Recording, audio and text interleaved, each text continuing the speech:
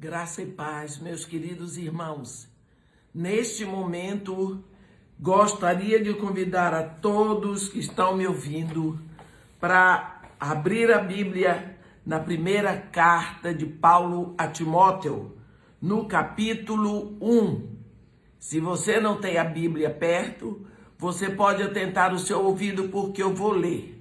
Primeira carta de Paulo a Timóteo, capítulo 1. Vamos ver do versículo 12 ao 15, onde está escrito assim: Sou grato para com aquele que me fortaleceu, Cristo Jesus nosso Senhor, que me considerou fiel, designando-me para o ministério, a mim, que noutro tempo era blasfemo e perseguidor e insolente. Mas obtive misericórdia, pois o fiz na ignorância, na incredulidade. Transbordou, porém, a graça de nosso Senhor com a fé e o amor que é em Cristo Jesus. Fiel à palavra e digna de toda a aceitação, que Cristo Jesus veio ao mundo para salvar os pecadores, dos quais eu sou o principal. Amém. Temos visto sobre entulhos que vêm para bloquear os poços da água limpa que sacia a sede do homem. E que esse entulho do qual nós vamos falar hoje é o pecado. Palavra pecado. Aqui em 1 Timóteo 1, no versículo 15, Paulo está nos dizendo que esta palavra é fiel e digna de toda aceitação. Cristo Jesus veio ao mundo para salvar os pecadores. Ele veio para salvar os pecadores. Vemos Deus ocupado em salvar pecadores, mas a ideia de pecado tem mudado em algumas partes na igreja. Já não se usa mais a palavra pecado. Por quê? Usam-se eufemismos como: eu sou vítima. Eu hoje estou prostituindo porque eu sofri abuso na minha infância. Então a culpa é dos outros, não é minha. O pecado é do outro, não é meu. Então, eu não tenho pecado, eu sou uma vítima. Pessoas imaturas, nós dizemos: não, fulano, ele está fazendo isso porque é imaturo. Não, porque é pecador. Nós precisamos saber o que é pecado. Pessoas, coitada, está com baixa estima. Não, é pecado. Pessoas que são dependentes. Coitado, ele é vítima do ambiente. Não é bipolaridade e outras palavras que usamos. E nós evitamos dizer a palavra pecado. Por quê? Porque é ofensivo. Porque é muito forte. Você está sendo grosso. Você dá uns nomes fortes. E assim nós vamos evitando o cerne da doença mortal, do vírus mortal que é o pecado, porque pecado mata. A palavra roubo soa tão forte que nós preferimos substituí-la por apropriação indébita. Não ficou mais delicado? Não ficou mais social? Não ficou mais bonita? É roubo. Fornicação é tão feio para ser dito, então nós chamamos de sexo premarital. Olha aí como mudou. Isso não é tão feio. Mas fornicação é feio. A Bíblia fala de fornicação, a Bíblia fala de roubo. Não roubarás. não furtarás. Esse comportamento, com certeza, nos leva a ver que o verdadeiro remédio para o pecado, a redenção e perdão, não podem ser aplicados. No mundo onde não existem pecadores, não há necessidade de salvação. Nós somos pecadores. Fomos expulsos do Éden com Adão, separados, e por isso é que nós precisamos de Jesus. O pecado não tem mais autoridade, não tem mais poder sobre nós, porque nós já recebemos o poder e as armas que nos dão vitória. O pecado pode acontecer, meus irmãos, como um acidente, mas nós não podemos nem devemos viver na prática do pecado. A Bíblia diz: aquele que é nascido de Deus não vive no pecado. Quando a Bíblia usa a palavra pecadores, não está dizendo que pessoas são repreensivas, pois muitos são pecadores honrados e respeitados. Não somos pecadores porque pecamos, mas pecamos porque somos pecadores. A raiz está lá dentro. A natureza pecaminosa está lá dentro. O pecado está profundamente arraigado na natureza humana, e o pior do pecado não é que ele nos leva a quebrar a obediência a Deus, mas ele quebra o coração de Deus. Deus não odeia o pecador por causa do pecado. Deus odeia o pecado por causa daquilo que ele faz conosco, por causa do pecador. Hoje, percebemos nitidamente que o assunto pecado não pode ser cancelado, mas é evitado. Fala-se tão pouco, evita-se, procuram-se eufemismos. No entanto, sem um bom ensinamento sobre este assunto, o Evangelho da graça de Deus se torna desnecessário. Porque, repetimos, onde não há pecado, não há necessidade de um Salvador.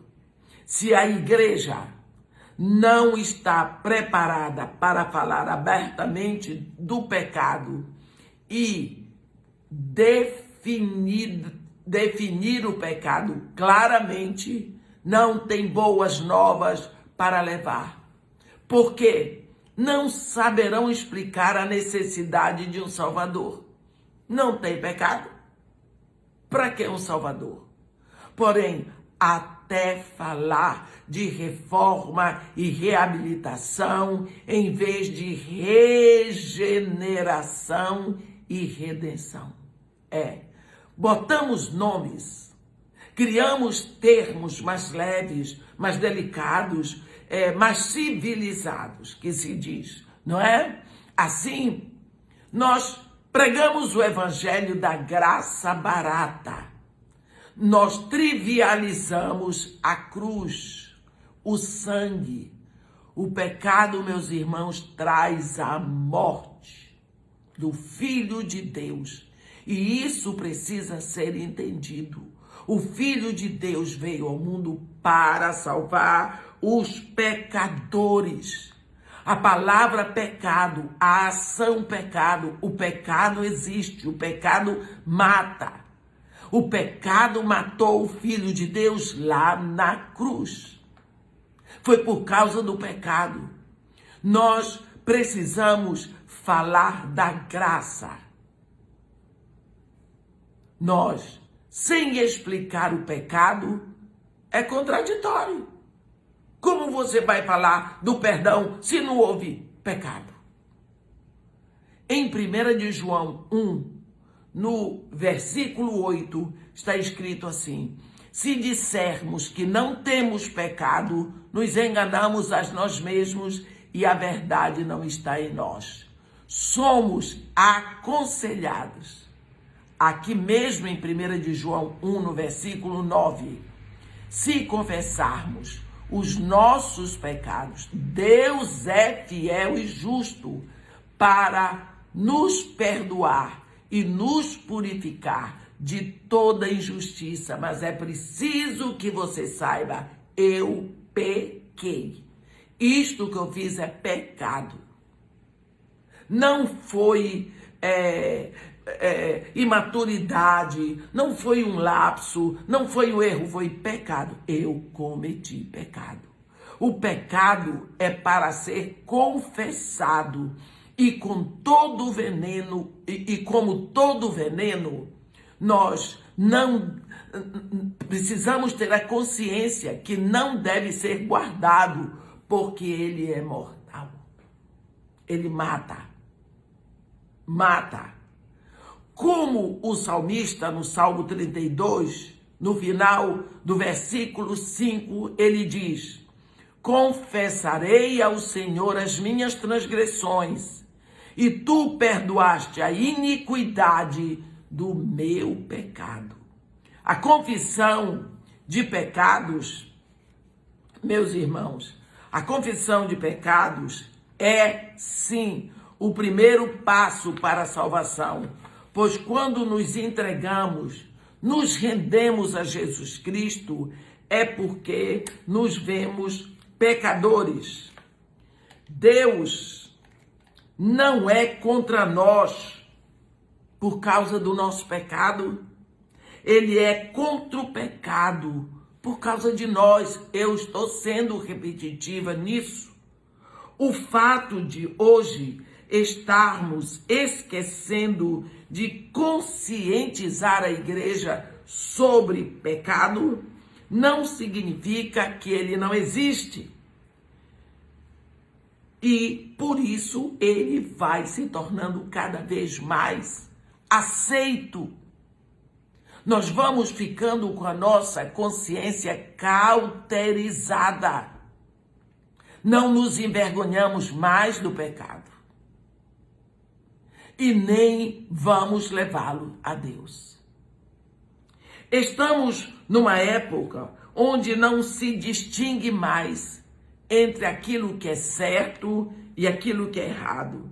E não confrontamos situações perigosas e espiritualmente mortais. Quando Deus diz,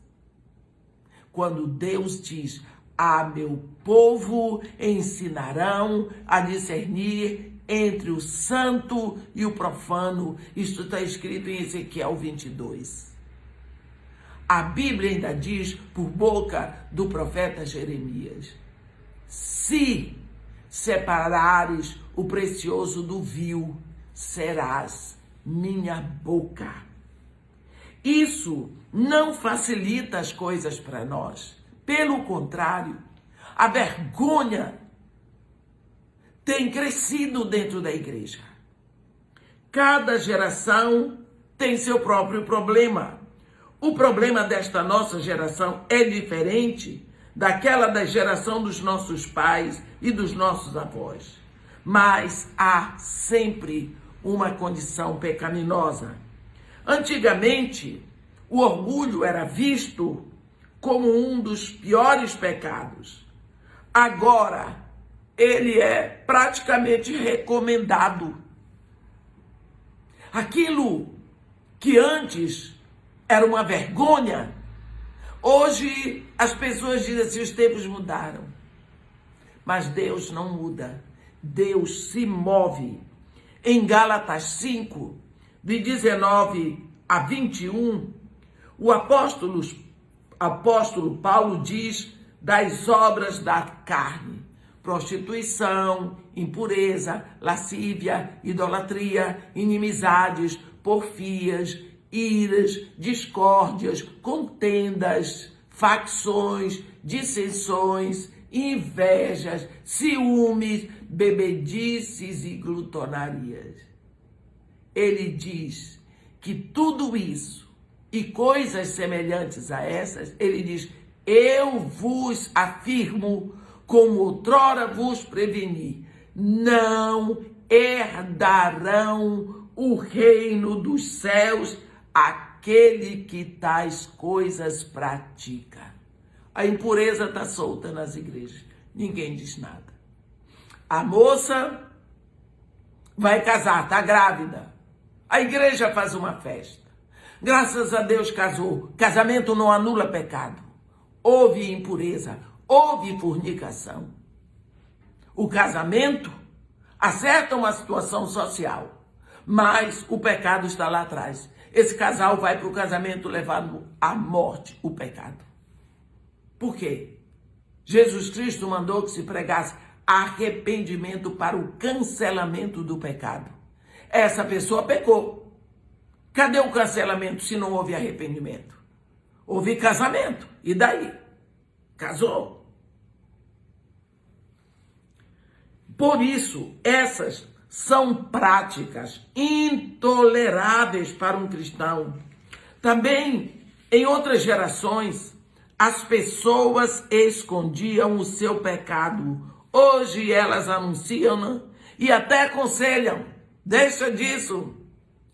Para com isso. Isso é coisa da antiguidade. É tabu. É tabu. Esta geração não tem senso de pecado, mas precisa assim mesmo. Precisa do Salvador. Precisamos abrir os nossos olhos. Nós vivemos numa época em que temos muito mais para lembrar do que para aprender. Ainda que nós não creiamos no perigo do pecado, ele continua sendo mortal. A igreja perde a sua base bíblica quando não enfatiza a verdade de que todos nós somos pecadores. Eu sou filho de Deus, é pecador. E o Eugene Peterson diz: a palavra pecador não pode se tornar uma arma de condenação, mas a conscientização da alegria da graça. Porque mesmo eu sendo pecador, Deus derramou a sua graça. O caminho está aberto e o poder veio para que eu possa lutar contra o pecado que me assedia. Quando a igreja vê as pessoas como elas são vistas na Bíblia, pecadores que precisam de Salvador, então isso vai trazer alegria. A modernidade não deve moldar o significado de pecado. A Escritura Sagrada, sim. O auto-engano sobre pecado tem sido como narcótico que tranquiliza e desorienta nosso sistema espiritual. É com certeza um entulho que veio para matar a sensibilidade da nossa condição. Nós somos pecadores, precisamos do Salvador e por isso é que nos tornamos propriedades de Jesus Cristo, só porque somos pecadores. Então nós já recebemos o poder para lutar contra o pecado. Temos pecados até prediletos. Temos pecados aceitos dentro da igreja porque eles são maravilhas para a sociedade. A mesma sociedade que lhe aconselha e que lhe diz que você pode ser orgulhoso. Temos exposição de corpos, tudo dentro da igreja. Esta sociedade não conhece o Salvador.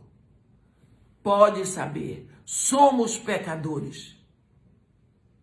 O pecado não tem poder sobre cada um de nós, mas ele ainda está em nós. Observe seus maus desejos, seus maus pensamentos, suas tendências, suas inclinações, e você chegará à conclusão de que você precisa se arrepender continuamente, porque você é propriedade de Jesus. Amém? Que Deus nos abençoe e nos guarde, faça resplandecer seu rosto sobre nós e tenha misericórdia de todos nós. Amém.